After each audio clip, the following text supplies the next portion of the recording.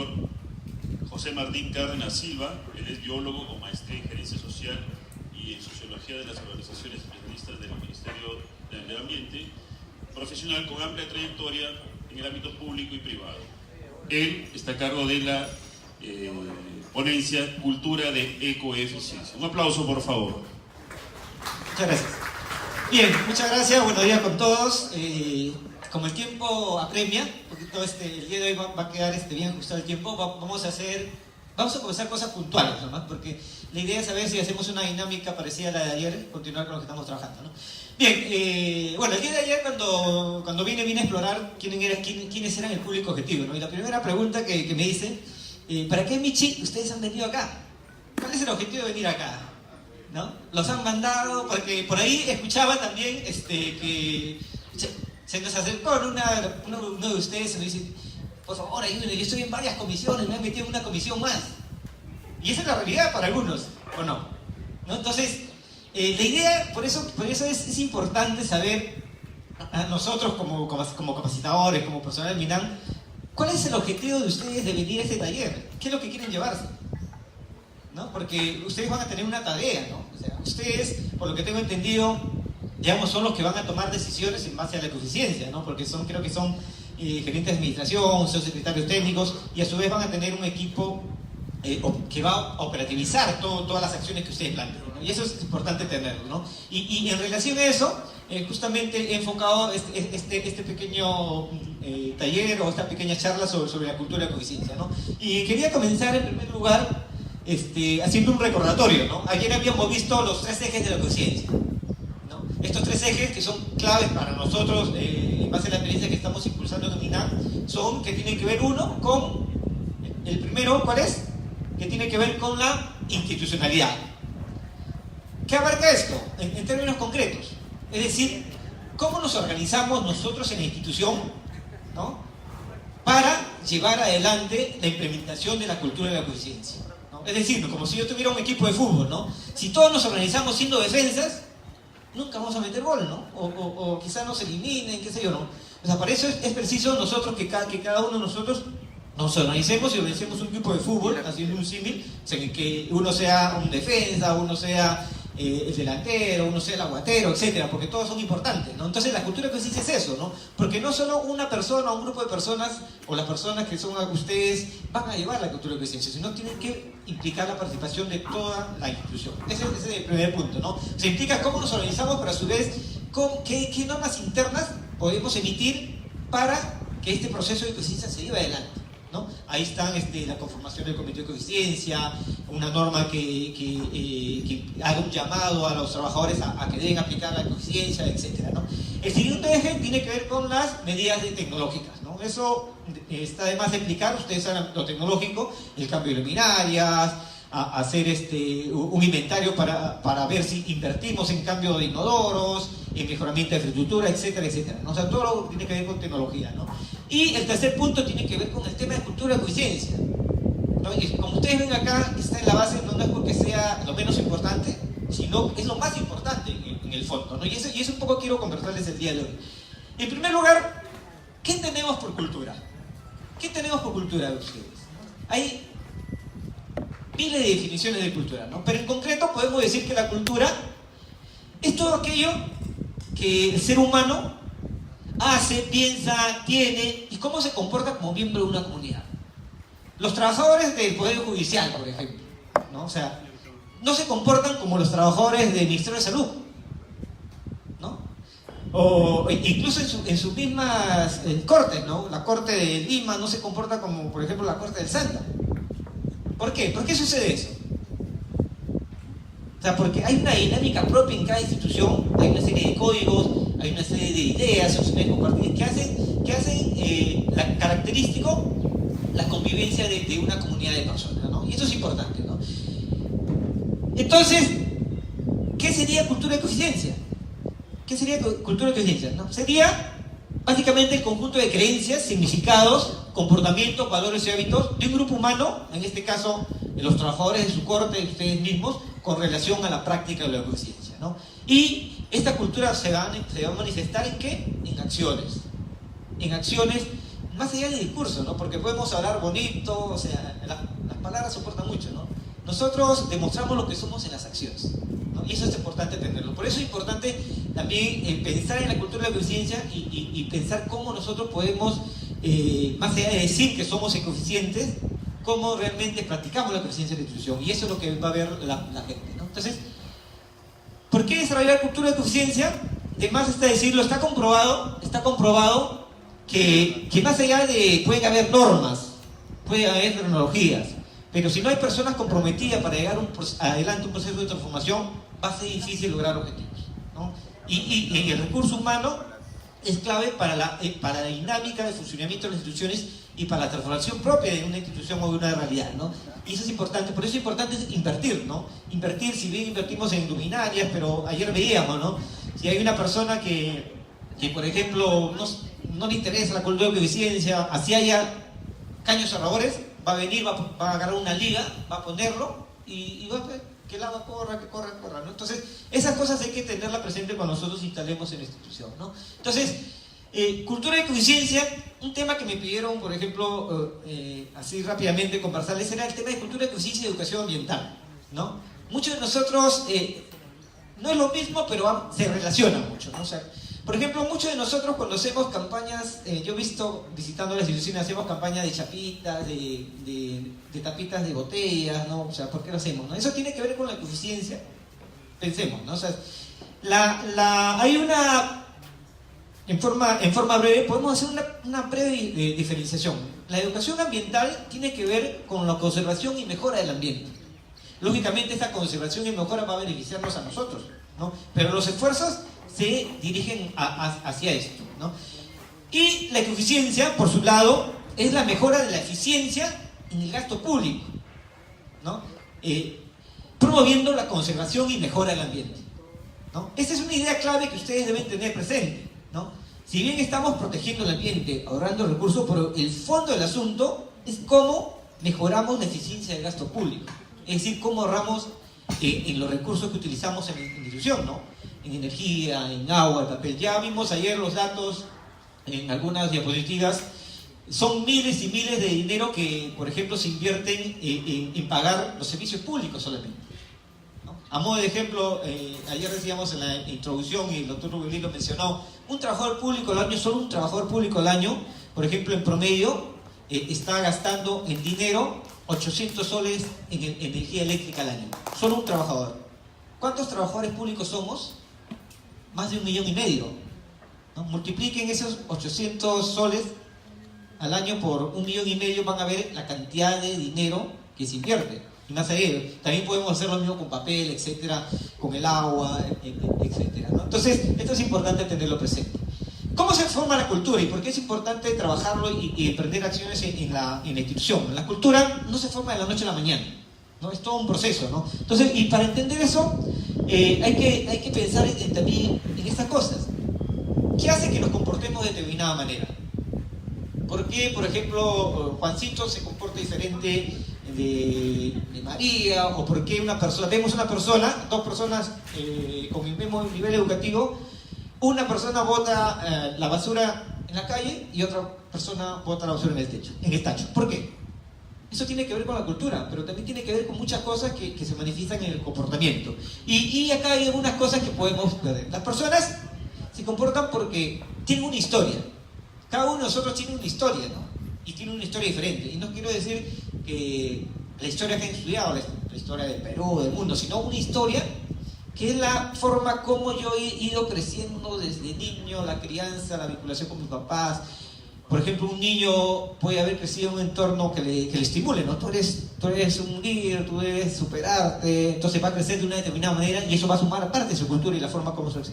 Pero también otros niños pueden crecer en un ambiente muy negativo, ¿no? Que le digan, no, tú eres una basura, tú eres esto. ¿Y cómo va a crecer eso? Va a crecer de manera diferente, ¿no? O sea, cada uno tiene una historia y eso influye mucho en la forma como nos relacionamos con los otros y con el entorno. Pero también las personas tienen modelos mentales, ¿no? Que se van construyendo a lo largo de estos hechos. Para una persona, un cerro puede ser un montón de arena. No hay que botarlo, no interesa, hagamos una mina, una carretera. Pero para otros, un cerro puede ser un apu. Es algo sagrado. ¿no? Entonces, vamos viendo las diferencias que podemos hablar. Pero también tiene que ver con las emociones. Nosotros somos seres emocionales, nuestro comportamiento, ¿no? No sé si ustedes se acuerdan cuando, en uno de los partidos de Perú, yo siempre me acuerdo cuando Cuevitas, al inicio del partido, entonces le tira un codazo al chileno y lo expulsan. Y perdemos ese partido. O sea, reaccionamos también emocionalmente, ¿no? Entonces, y también tiene que ver con el tema de si nosotros damos significado a las cosas. Y el significado tiene que ver con el valor que le damos a las cosas, ¿no? Para nosotros, el ambiente tendrá un significado, pero para otras personas no. Entonces, eso es importante y eso se va a manifestar en nuestros comportamientos. Y otro tema que tiene que ver, porque lo vamos a ver acá, tiene que ver con cómo aprendemos las personas. ¿Todos aprendemos de la misma manera? No. Hay muchas teorías que hablan de esto. Por ejemplo, Gardner nos sabe de las 8 inteligencias, no sé, 10, un montón de inteligencias. Pero también hay que ver que las personas aprenden de diversas formas o se apropian de las cosas de diversas formas, ¿no? Y este es un resumen solamente. Algunas personas son visuales, o sea, aprenden viendo, ¿no? Aprenden escuchando. Por ejemplo, yo no aprendería nada ahí estado sentado, porque yo soy bien kinestético, a mí me gusta hacer cosas, estar actuando, ¿no? Otras personas aprenden haciendo, otras personas aprenden escuchando, o sea, cada persona. Entonces, y eso hay que tener presente cuando nosotros hablemos de cultura de conciencia en la institución. Entonces, bien, dicho esto, algunas consideraciones clave para cuando trabajemos la conciencia en la institución, ¿no? Hay que considerar a la institución como una unidad en la que vamos a intervenir a través de un proceso, a través de un programa, etcétera, para transformar las prácticas y el comportamiento con relación a la conciencia. Otro tiene que ver que no vamos a poder cambiar la cultura de conciencia de nuestras instituciones si no involucramos a todos, ¿no? Lo tercero, la alta dirección tiene un papel clave en la cultura de conciencia. Si no hay apoyo, si no hay visto bueno de la alta dirección, esto va a ser difícil que nosotros llevemos adelante las acciones que planteemos. El comité de conciencia también es un motor que va a impulsar el proceso de cambio de cultura a través de la aprobación de los programas específicos, y los promotores de conciencia también son unos actores claves. Los promotores de conciencia es una figura que nosotros estamos promoviendo que las instituciones conformen, ¿no? Que pueden ser cualquier trabajador de nuestra institución con las ganas de querer colaborar en la promoción de prácticas de conciencia en cada una de nuestras sedes, ¿no? ¿Qué cosas podemos hacer para promover la conciencia en la institución? ¿Qué cosas? O la cultura de conciencia. ¿Qué cosas hacemos? Ayer hemos visto algunas cosas. Podemos hacer ecotip, ¿no? Siempre escuchamos eso. Podemos hacer, ¿qué más? Podemos hacer charlas, ¿sí? Podemos hacer las famosas activaciones, sí, ¿no? Ahora, pero cuando hablamos de promover la cultura de conciencia hay que pensar que estas cosas no se hacen por hacer. Porque como he visto, por ejemplo, hacemos ecotip, pero algunas personas no leen, no son visuales. Y llega un ecotip y borra su correo, no lo lee. Entonces, las acciones que estemos haciendo van a ir fallando, ¿no? Entonces hay que combinar una serie de estrategias y de recursos para llegar a la mayor cantidad de nuestro público objetivo. Entonces, en concreto, nosotros diferenciamos 4 tipos de instrumentos. Un instrumento que tiene que ver con la sensibilización, ¿no? O sea, la sensibilización que tiene que ver con cómo enamoramos a las personas para que se enamoren a una causa, a un proceso. En este caso, ¿cómo hacemos para que las personas se enamoren de la conciencia de la institución? Para que quieran colaborar. Ahí, la otra herramienta es la información, el conocimiento, o sea, cómo le damos mayor conocimiento para desarrollar capacidades en las personas. Para que la persona tenga lo que le pedimos a la persona tenga un sentido, ¿no? La tercera herramienta es la reflexión, la retroalimentación, es decir, cómo a través del aprendizaje colectivo podemos generar más conocimiento, más valor agregado a las cosas que estamos haciendo en torno a la conciencia. Y lo tercero es la acción, cómo estimulamos a que las personas pongan en práctica todas esas cosas que le estamos pidiendo que hagan en la conciencia, ¿no? Entonces, y dentro de estas grandes 4 herramientas hay una serie de recursos, ¿no? Hay una serie de recursos y cada uno de estos recursos está en relación con el objetivo que se quiere lograr, ¿no? Por ejemplo, en sensibilización podemos hacer charlas de sensibilización, podemos hacer activaciones, podemos pegar afiches o usar videos institucionales. Entonces van viendo que hay una serie de recursos y acá, por ejemplo, en información hay charlas informativas, talleres, difusión de ecotip, difusión de afiches, difusión de decálogo, ¿no? Ustedes notan acá, difusión de afiches es una estrategia más básicamente para dar información, más que para sensibilizar. Una persona no se sensibiliza viendo un afiche, ¿no? Entonces, o sea, lo lee, a veces lo borra, ¿no? Entonces, hay estrategias de retroalimentación, es decir, cómo hacemos intercambio entre, por ejemplo, nosotros en el Ministerio del Ambiente hacemos que los promotores se reúnan cada cierto tiempo y van intercambiando cómo van avanzando, hacemos un café de discusión, entonces, y es eso, y eso nos ayuda a mejorar, por ejemplo, nuestros planes de los próximos años o las acciones que hemos realizado, ¿no? Y también acciones de comunicación y de acción para que los trabajadores o los colaboradores se implementen prácticas concretas. Por ejemplo, acá están los concursos.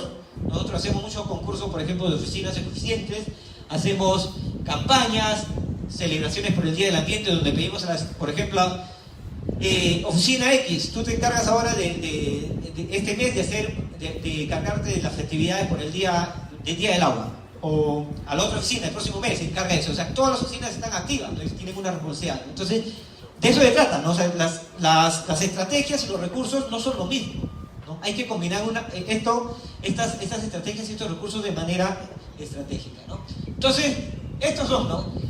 Los instrumentos y los recursos, cuando nosotros apliquemos, también hay que tener presente que no todos, como les mencioné, aprenden o captan las cosas de igual forma, ¿no? Hay que conocer a nuestro público objetivo.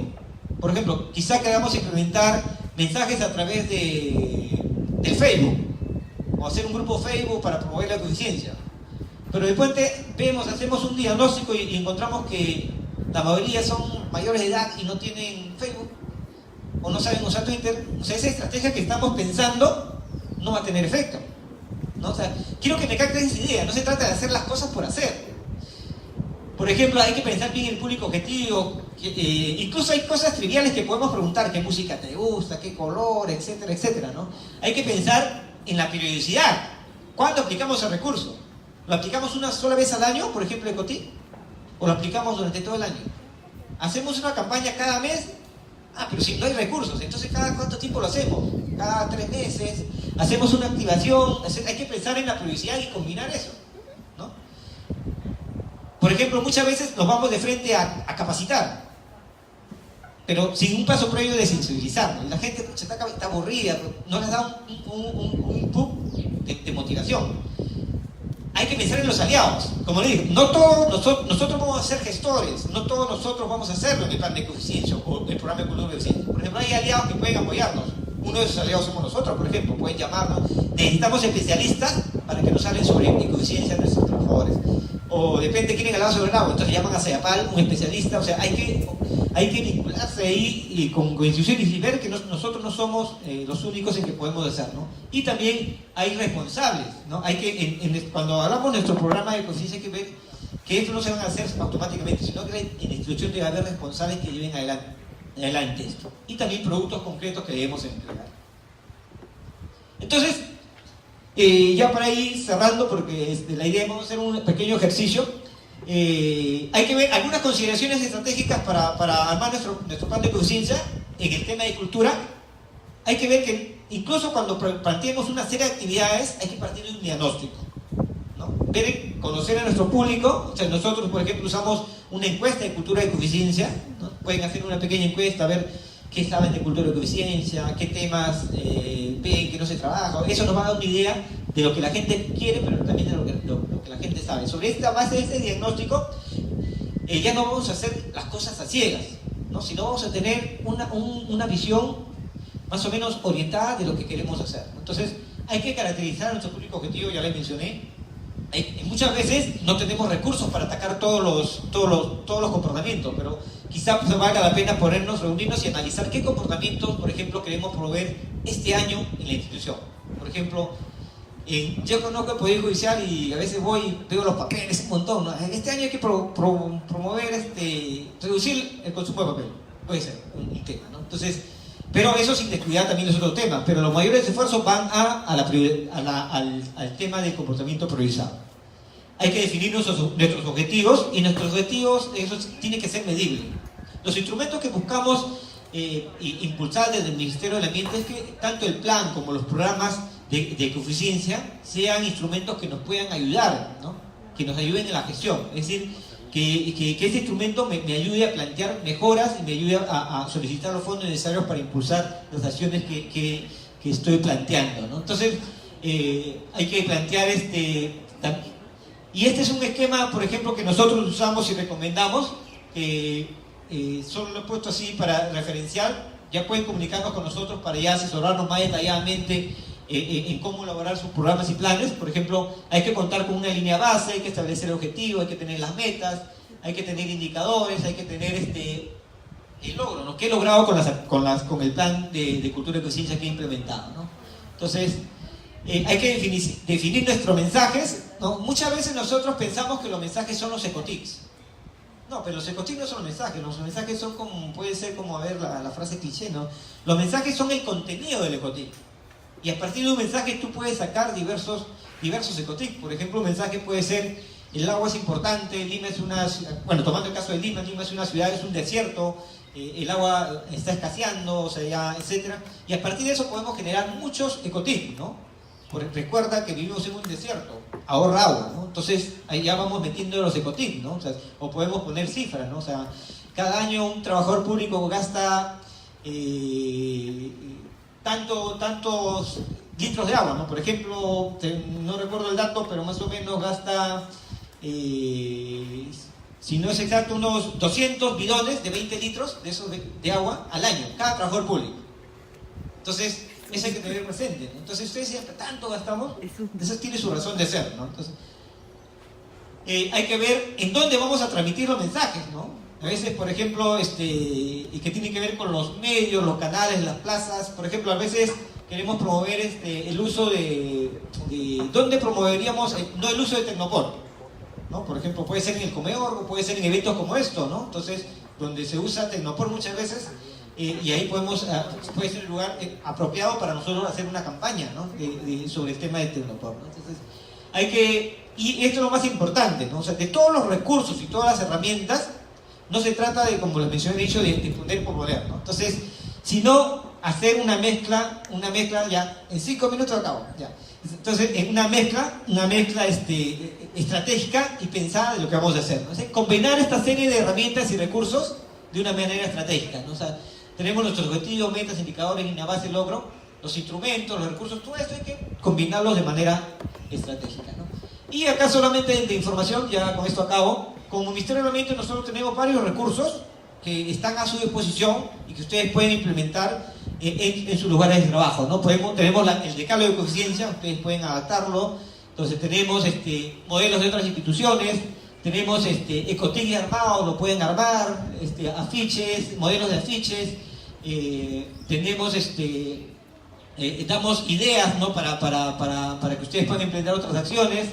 El tema de las activaciones, tenemos, por ejemplo, modelos de bases de concurso de coeficiente y coeficiente, cómo hacer un concurso, tenemos las funciones del promotor, tenemos un kit de coeficiencia, por ejemplo, ejemplos de campañas que hemos hecho usando las redes, por ejemplo, esta trivia, ¿no? O sea, haciendo preguntas por internet y dando premios simbólicos, ¿no? Entonces, tenemos videos, ¿no? Videos que resumen también conferencias como estas.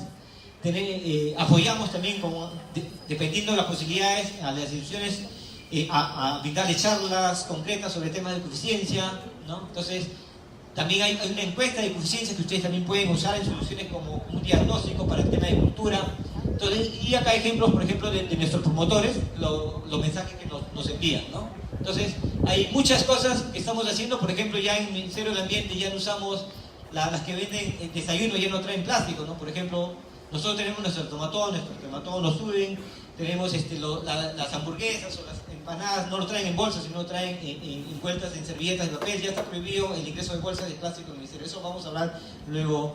Y lo último, ya para ir cerrando, hay que tener creatividad. Muchas veces no hay recursos, pero la creatividad sobra. Y este es un ejemplo sencillo, ¿no?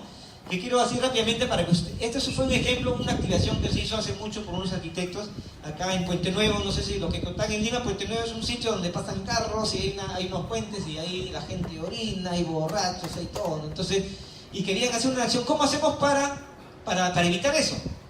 Entonces hicieron una activación que duró un mes. Entonces colocaban grandes imágenes de Cristo y de Sarita Colonia, otra virgen al costado. Entonces por ejemplo acá, ¿no? Al frente, grandes imágenes, donde la gente orinaba.